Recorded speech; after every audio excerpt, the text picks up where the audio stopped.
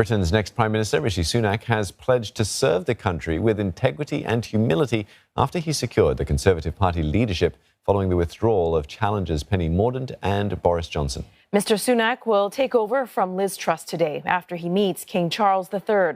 The former finance minister breaks the mold by becoming the youngest British Prime Minister in 200 years and the first of Indian descent. Well, for more, let's speak with Clement McIntyre, Emeritus Professor, Department of Politics and International Relations at the University of Adelaide. Good morning, Professor. Thanks for your time today. Rishi Sunak is inheriting an economic crisis, a very divided country, and a fractured Conservative Party. Do you think he has what it takes to bring stability to the UK? Well, the Conservative Party has certainly got a wish that he has, because they've been through a number of leaders, and if Rishi Sunak can't unite the party and begin to restore its standing in the polls, then they're in very serious troubles. He comes to the Prime Ministership with great experience as a finance minister. He came close to winning the leadership campaign in the middle of the year when he lost narrowly to Liz Truss. Rishi Sunak will just have to hope that the Conservative Party at last begins to unite behind its leader and gives him what support he needs. Otherwise, he'll be in big trouble. And Sunak was critical of Liz Truss's economic plan and was largely proved right when he said borrowing your way out of inflation isn't a plan, it's a fairy tale. The markets have reacted positively to his appointment as well. Yes, that's right. Clearly, Liz Truss's approach to the mini budget with cutting taxes and not beginning to show where those savings would come from was a serious problem for her. Rishi Sunak was very critical of it at the time. He's been proved right. The markets responded very poorly to Liz Truss. We're seeing already with Sunak's appointment as Prime Minister in waiting effectively that the markets are recovering a bit. Now, how long that honeymoon lasts remains to be seen. I think he's going to need to make some significant moves quickly in terms of restoring confidence in the economy. He's got to appoint a new cabinet. Who he draws in, from which sides of the Conservative Party he draws his cabinet, will be important.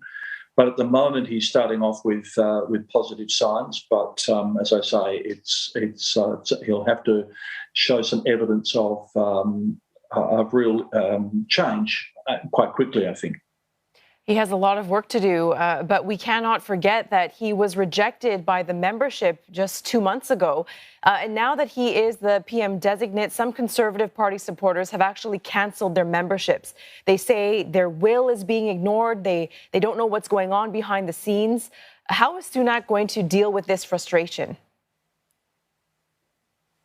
Yes, you're right. That's the biggest problem he's facing, in the sense within the party. He lost to Liz Truss last time. He won, remember, the majority support from the Conservative Party parliamentary members, but when it went to the vote of the rank and file members up and down the country, he lost out to Liz Truss. And we can be sure that Labor will be making much of this when it comes to election time, that this was a chap who was so bad he lost to Liz Truss. And look how well that turned out. And some will be some members of the Conservative Party will be upset that it's not gone to a vote to the party members. It's simply been effectively an appointment by the parliamentary members. So Sunak is going to have to work to bring those groups together, and that's what I was saying. I think the important, watching who he appoints to his cabinet will be of critical importance to get a sense of how the mood is working there. Because if he can draw the right factions in and get their support, then I think, and the polls begin to improve, then the voters, the rank and file supporters of the Conservative Party in the country will begin to come together for him. But it's going to be a significant challenge. And if we sort of take a step back and look at the bigger picture, what does it mean for Britain to have its first non-white Prime Minister? Will it be an issue for the wider electorate at the next general election, given the xenophobia that drove Brexit sentiment? It's a good point. I don't think it will. If you look at the British press and coverage and the time that Sunak has been a serious contender, there's not been a lot made of the fact that he's of Indian descent. If anything, it's been celebrated in Britain that there is a sufficiently broad-minded approach, a multicultural society that's prepared to accept that. Now, clearly there will be some people who are upset. There will be those who see this as inappropriate. But I think really it's not going to be a big issue when it comes to re-election. Certainly, I wouldn't expect any of the major parties to be making a play along these lines.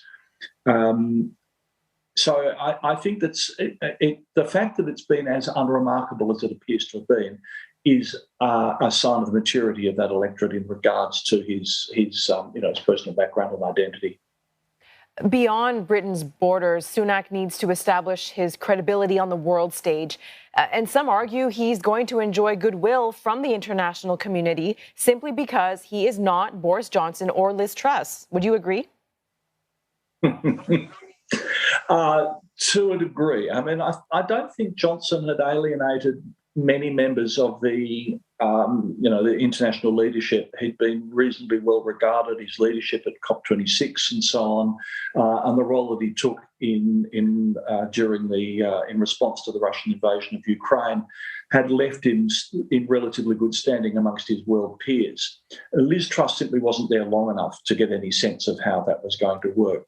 But Sunak, I think, will simply build on the legacy of Johnson and earlier governments. I think foreign policy in Britain is relatively bipartisan at the moment. Certainly there's not a fundamental divide over responses in Europe or even to Britain's approach to the Indo-Pacific region. It's not a big part of domestic politics right now. I think Sunak will simply build, as I say, on that legacy. I don't expect to see any significant changes in foreign policy coming in the near future. We don't yet know who the foreign minister is, but I think that would be somebody who basically treads a very similar line that we've seen from the government in recent years. So he will have to get to know his contemporaries on the world stage. At meetings and gatherings and so on, but I don't think you'll see any significant departure from existing policy. Well, calls for a fresh general election are coming from both the left and the right for British politics, with Sunak now the second Prime Minister in a row chosen by the Conservative Party. What does he have to do in his first 100 days to sort of calm talks of fresh polls, or do you think it's inevitable?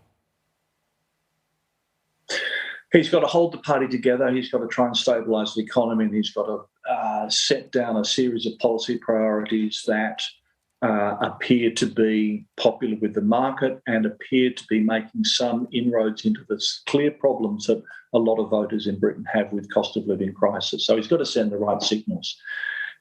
You're right. We've had a number of changes where the broader electorate has not been consulted. Now, that's not unconstitutional within the British system. It's a representative democracy. They elect the House of Commons. The House of Commons determines who has the confidence to be Prime Minister.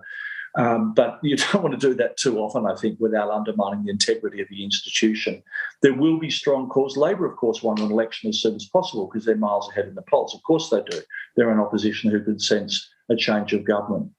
Some within the Conservative Party, I think, are still very antagonistic to Rishi Sunak. They blame him for the attack on Johnson and for bringing down the Johnson administration, and they won't have a lot of sympathy for them. But I think they are very much a minority, and they will be under huge pressure to sit on their hands for a while. But as I say, unless it works well for Sunak early, unless he can calm the nerves of the markets, unless he can provide some reassurance to voters and begin to turn the polls around, then I think, yes, there might be some pushback and a sense that the British politics just needs a reset that only a general election can provide. But we're way away from that at the moment.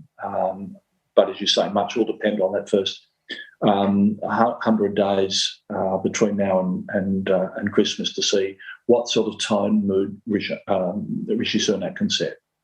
The story doesn't end here. Thank you very much, Professor, for your insights. That was Clement McIntyre, Emeritus Professor of the Department of Politics and International Relations at the University of Adelaide.